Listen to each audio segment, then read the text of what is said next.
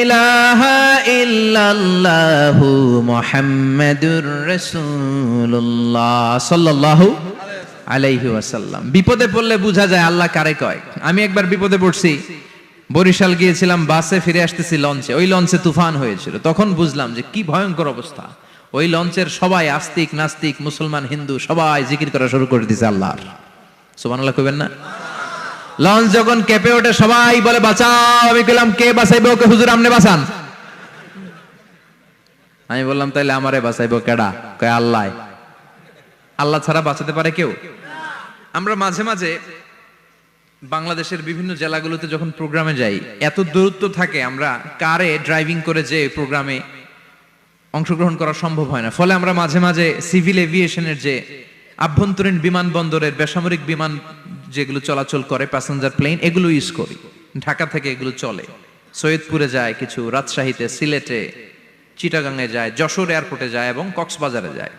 তো আমরা এগুলোতে যখন চড়ি মাঝে মাঝে কিছু এয়ার হোস্টেজ আসে, এরা খুবই সুন্দরী, বিউটিফুল লেডি, এদেরকে সাজিয়ে ওইভাবে আনা হয়। এদের আবার কয়েকটা বাচ্চা টাচ্চা হয়ে গেলে এদেরকে চাকরিতে রিক্রুট করে না, কারণ এদের সৌন্দর্যটাই পুঁজি। এই সুন্দর ড্রেস নিয়ে এরা আমাদেরকে খাবার সার্ভ করে।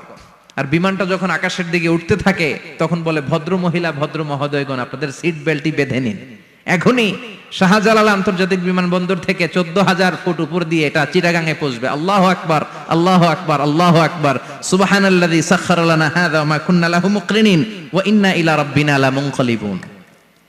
দেখতে সুন্দরী, লিপস্টিক মেরে, ডিজাইন করে, মেকআপ নিয়ে, সুটেড বুটেড হয়ে এসেছে, কিন্তু যখনই বিমানটা 14,000 ফিট উপরে ওঠে তখন তার মুখ দিয়ে বেরোয় আল্লাহু আকবার। কারণ সেও ভালো করে জানে এই 14,000 ফিট উপরে আমার আব্বা নাই, আমার আম্মা নাই, মাননীয় প্রধানমন্ত্রী নাই, পুলিশ নাই, র্যাব নাই, এই হাওয়ার উপরে বিমানটা চলে, ওখানে কেউ আমারে বাঁচাতে পারে না, একজন ছাড়া। চিল্লায় বলো তিনি কে? তখন তারাও বাধ্য হয়ে পড়ে আল্লাহু আকবার।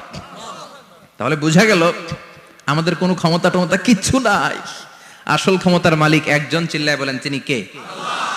সে আল্লাহ বললেন, তাবারাকাল্লাযী বিয়াদিহিল মুলকু ওয়া হুয়া আলা কুল্লি শাইইন কাদির। সুমহান সেই সত্তা যার হাতে ক্ষমতা।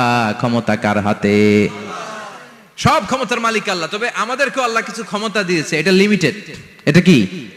যেমন এই যে মাননীয় প্রধানমন্ত্রী ওনার দল নিয়ে, বাংলাদেশ আওয়ামী লীগ নিয়ে যে ক্ষমতায় আসলেন, কয় বছরের মেয়াদে? কোন কোন দেশে ক্ষমতায় আসে 10 বছরের মেয়াদে, আছে না নাই? আল্লাহ আসছে কয় বছরের মেয়াদে? 30 বছর, 40 বছর। আল্লাহর ক্ষমতার মেয়াদ 100 বছর।